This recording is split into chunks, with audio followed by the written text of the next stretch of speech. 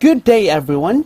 Welcome. My name is Loreto Atamosa, your instructor for Unit 2 with the description Philosophy. For today's video, we will talk about what is God like and the problem of evil. So for today's video discussion, everyone is expected to synthesize the definition of God and evil with the previous principles presented. And so let's start. Again, welcome to another lesson in philosophy. So this video discussion is about God's qualities according to Judeo-Christian perspective. It will also talk about contradictions to the said description and philosophical premises regarding it. And just a reminder, these topics and concepts might be contradicting to our established faith, but remember that the goal of philosophy is the exercise of reason and not only accepting what we are told. It is important to have an open mind and sound judgment, most especially to the exercise of philosophy. Ready? So here's a video presentation prepared to us by Crash Course Philosophy. Here, let's watch this. Crash Course Philosophy is brought to you by Squarespace. Squarespace, share your passion with the world. Why is the sky blue? Which came first, orange the color or orange the fruit? And why is C-3PO afraid of everything? Like, who decided it was a good idea to teach a droid to experience fear? There are some questions that we ask ourselves, either as kids or adults, or both. They're questions about weird everyday things, and they're weird because most of us don't know the answers to them offhand. But most of the time, those questions turn out to be pretty answerable. Like, for the ones I just mentioned, the short answers are because of the way photons interact with molecules in the atmosphere, the fruit, and because that's what George Lucas wanted. Maybe because 3PO is a protocol droid and they need to be able to relate to humans, though he could stand to turn his fear settings down a notch. Now, as you know, philosophers have a soft spot for questions that can never be answered. Most of the time, these puzzles make for great thought experiments, tests of our skills in logic and argument. But there are some questions whose very lack of an answer can be downright troubling. Unlike the occasional fluke of physics or bit of Star Wars trivia, there's a part of us that really wants or even needs to have an answer to these things. For the past month or so, we've been exploring the philosophy of religion, and we've been doing it mainly from a theistic perspective, looking into arguments that justify belief in God. But one of the most persistent challenges to God's existence is also the root of one of the most asked but least answerable questions that we as thinking beings face. Why is there evil?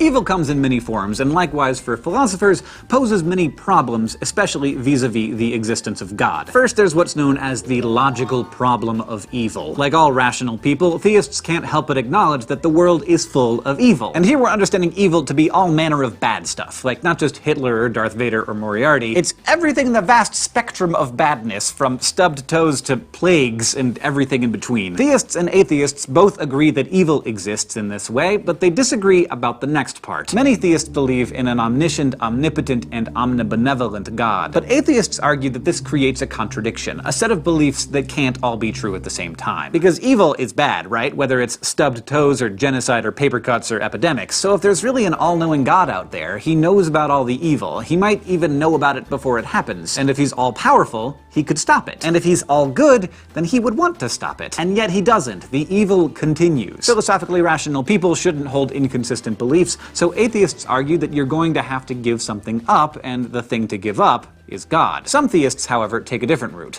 They choose to give up one or more divine attributes. They argue that maybe God isn't powerful enough to stop evil, or maybe he's not knowledgeable enough to know about it, or maybe he's not even good enough to care about stopping it. That might sound weird to some of you, but if you've ever heard someone say that God is envious or petty or jealous, that's basically what they're doing. They're acknowledging the possibility that God is not actually good. If you've ever checked out the Old Testament, there's a God there who has some anger issues, one who's not at all opposed to wiping out entire populations just because of some bad behavior. Still, despite this scriptural evidence, many theists are committed to God's omni-attributes and are thus stuck with a problem. They have to resolve the logical problem of evil and find some way to explain why God would allow evil into the world. And if you can do that, then you are presenting what is known as a theodicy. A theodicy is an attempt to show that the existence of evil doesn't rule out the possibility of God's existence. Yes, this is such a big deal that there's a word for it, and the most popular theodicy is called the free will defense. This argument holds that God maximized the goodness in the world by by creating free beings, and being free means that we have the choice to do evil things, a choice that some of us exercise. This theodicy says that God doesn't create evil, but evil can't be avoided without depriving us of our freedom, and a world without freedom would be a worse place overall. This explanation preserves God's goodness because he created the best possible world, and also preserves his omnipotence and omniscience because although he does know about evil and could stop it, he has a good reason not to ensure our freedom. The problem is, the free will defense only really addresses what's known as moral evil, or the evil committed on purpose by humans. Now, we're certainly responsible for a lot of bad stuff, but you can't blame us for everything. We can't be held responsible for the fact that the plates of the Earth sometimes shift, causing destructive earthquakes, or that a storm might knock a tree over that falls onto someone's house. This type of evil, the stuff that we're not responsible for, is called natural evil, and the free will defense can't resolve natural evil. Religion is one of those philosophical issues that can make it hard for us to consider anything objectively.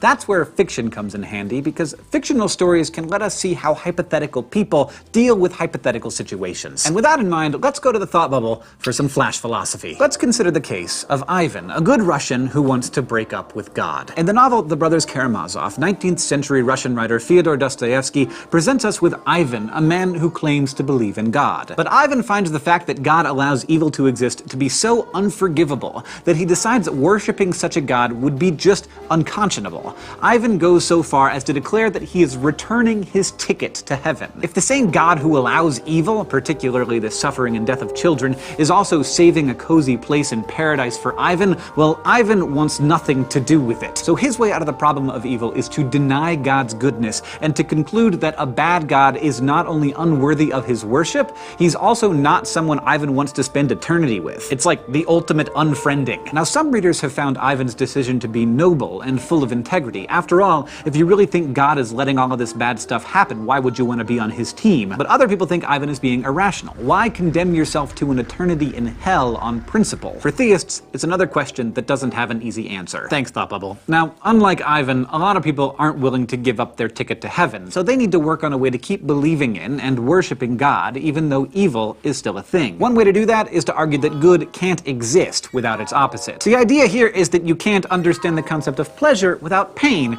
We don't know what it feels like to be warm if we haven't been cold. We can't understand the goodness of filling our bellies if we've never been hungry. But there's also another way, though it involves a little more work on your part. 20th century English philosopher of religion John Hick offered what's known as the Soul-Making Theodicy. Unlike the traditional view that God created a perfect world, which we ruined through our own poor choices, Hick argued that God deliberately creates us unfinished, and our earthly lives are designed to toughen us up in a sense, kind of like boot camp. The harshness of life, Hick said, gives us a robust texture and character that wouldn't be possible without an imperfect world. Hick said that we're not just God's little pets, and he's not our benevolent owner whose sole job is to keep us in a safe, comfortable environment. Instead, he wants to build us, to train us into a particular kind of being. So we need an environment that's suited to the sort of growth that he wants, the sort that this world makes possible. A lot of people find these and other theodicies to be pretty compelling. However, the problem of evil actually goes a step deeper. What we've been talking about so far is the logical problem of evil. This problem can be resolved if we can explain why there's evil. But there's also the evidential problem of evil. This problem points out that we might be able to explain why evil exists,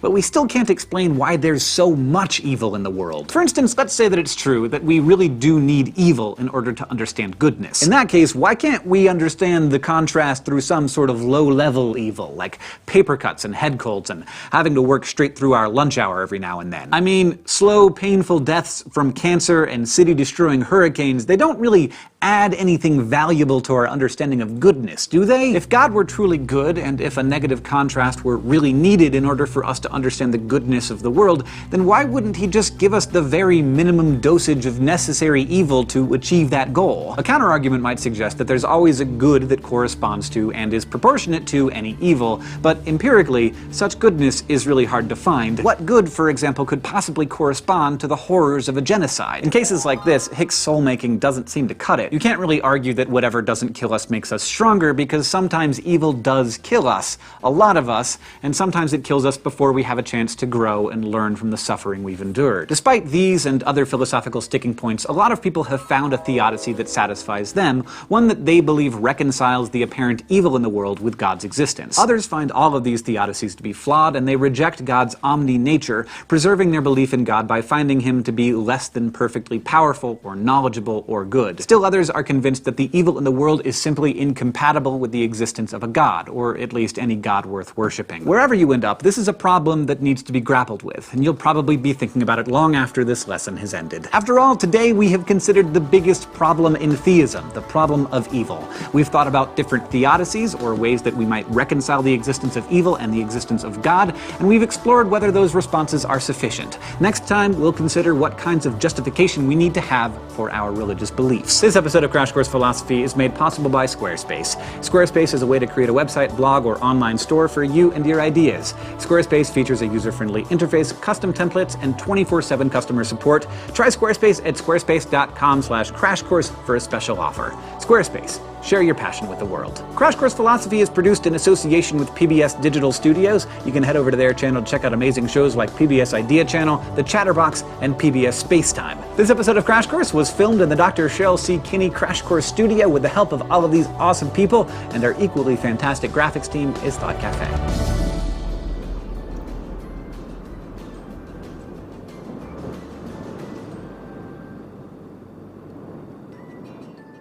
Ready? That is amazing, right?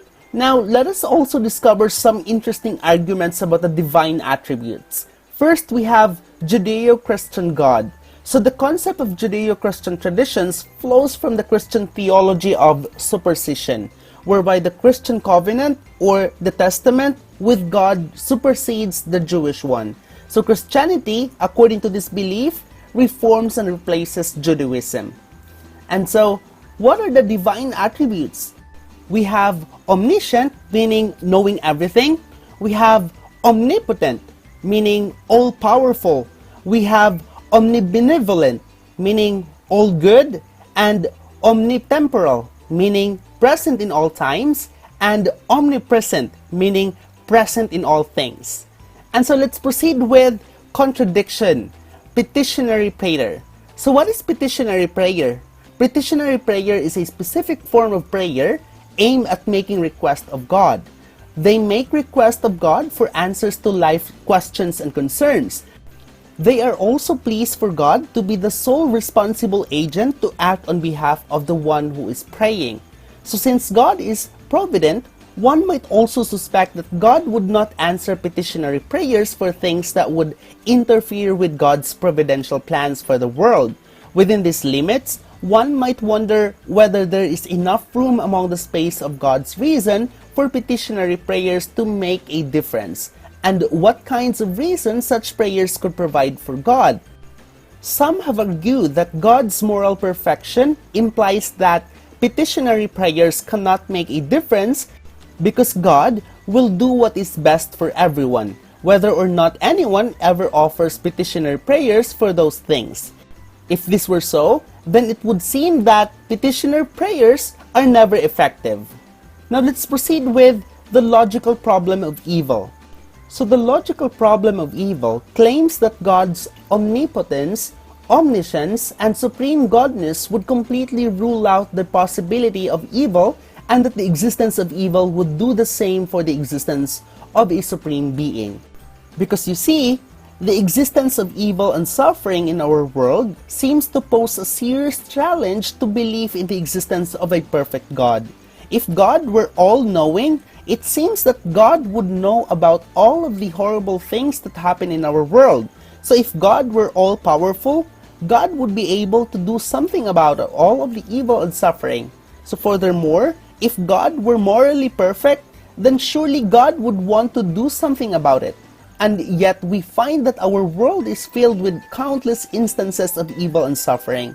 So these facts about evil and suffering seem to conflict with the orthodox theist claim that there exists a perfectly good God. So the challenge posed by this apparent conflict has come to known as the problem of evil. And so let's talk about theodicy. Theodicy is a specific branch of theology and philosophy which attempts to solve the problem of evil. So the problem that arises when trying to reconcile the observed existence of evil in the world with the assumption of the existence of a God who is fully good or benevolent and who is also all-powerful or omnipotent. It gives an explanation of why a perfectly God, almighty, and all-knowing God permits evil. So the term literally means justifying God. So although many forms of theodicy have been proposed, some Christian thinkers have rejected as impious any attempt to fathom God's purposes or to judge God's actions by human standards. Others, drawing a distinction between a theodicy and a more limited defense, have sought to show only that the existence of some evil in the world is logically compatible with God's omnipotence and perfect goodness. So theodicies and defenses are two forms of response to what is known in theology and philosophy as the problem of evil. In short, theodicy is a branch of philosophy dealing with the issue of evil in light of the existence of God. So if God is just and holy and good, then how do evil and misery exist? That's the question theodicy wrestles with. Now let's talk about free will defense. So the occurrence of evil, despite the existence of a perfectly loving and perfectly powerful God, poses a theoretical and existential problem. The Scottish philosopher David Hume put the problem in the form of questions. Is God willing to prevent evil but not able? Then he is impotent. He is able but not willing? Then he is malevolent. Is he both able and willing? Whence then is evil? And so, free will defense will argue that this attack is logically incomplete and therefore fails. Free will provides a logically possible reason for an all-powerful, all-knowing, all-good God to allow the existence of moral evil. So God's omnipotence does not imply logical contradiction, such as making a square circle. So a fallible person who is morally incapable of sin is being without free will. Therefore, it is reasonable to say God can either make sin impossible, or He can make men free, but not both. So the free will defense suggests the possibility that to God, humanity's capacity to make moral choices is a higher priority and a more important moral imperative than a universe entirely free from evil. In other words, the Creator's desire to give mankind a free will suggests the logical possibility for evil to exist in a world created by an all-good and all-powerful God. And so there are two kinds of evil. Moral evil, which is the evil that exists because of our actions, and the natural evil, the evil that exists outside of humans' control. And so let's proceed with the evidential problem of evil. So the evidential problem of evil is the problem of determining whether and if so, to what extent the existence of evil, or certain instances, kinds, qualities, or distributions of evil constitute evidence against the existence of God. That is to say, a being perfect in power, knowledge, and goodness. So evidential arguments from evil attempt to show that once we put aside any evidence there might be in support of the existence of God, it becomes unlikely, if not highly unlikely, that the world was created and is governed by an omnipotent, omniscient, and wholly good being. Such arguments are not to be confused with logical arguments from evil, which have the more ambitious aim of showing that in a world in which there is evil, it is logically impossible, and not just unlikely, that God exists. Alrighty, that is the end of this lesson with the arguments of the divine attributes. See you in my next video. Goodbye!